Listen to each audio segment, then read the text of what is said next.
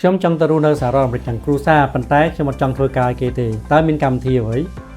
បាទសួស្តីបងប្អូនទាំងអស់គ្នាថ្ងៃនេះខ្ញុំសូមបង្ហាញជូននៅកម្មវិធីមួយដែលបងប្អូនអាចទៅរស់នៅសហរដ្ឋអាមេរិកទាំងគ្រួសារបាទហើយទៅដល់ទីនោះគឺបងប្អូនមានសិទ្ធិទៅនៅរដ្ឋណាក៏បានដែរហើយអត់ចាំបាច់ត្រូវតម្រូវជាប់លក្ខខណ្ឌធ្វើការឲ្យគេនោះទេបាទកម្មវិធីនេះគឺហៅថាកម្មវិធី EB5 កម្មវិធី EB5 នេះគឺបងប្អូនគ្រាន់តែវិនិយោគលុយត្រឹមតែ$80,000បងប្អូនអាចទទួលបានសិទ្ធិទៅរស់នៅសហរដ្ឋអាមេរិកបានទាំងគ្រួសារពេលទៅដល់ទីនោះគឺបងប្អូនអាចទៅនៅរដ្ឋណាក៏បានបងប្អូនទៅអត់មានជាប់លក្ខខណ្ឌការងារទេអត់ជាប់កុងត្រាគេទេបងប្អូនចង់ទៅធ្វើការ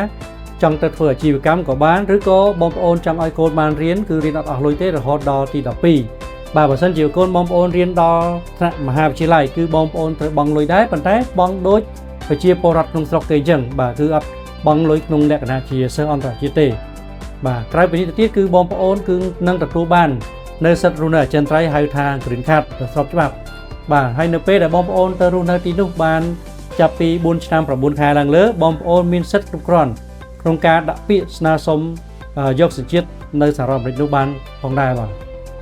ហើយទាក់ទងជាមួយនឹងលុយដែលបងប្អូនវិនិយោគនោះគឺបងប្អូននឹងទទួលបានត្រឡប់មកវិញក្នុងរយៈពេល5ឆ្នាំឬក៏6ឆ្នាំទៅតាមគម្រោងវិនិយោគដែលបងប្អូនបានជ្រើសរើសសម្រាប់ព័ត៌មានបន្ថែមបងប្អូនអាចទាក់ទងមកខ្ញុំបាទផ្ទាល់បានបាទសូមអរគុណ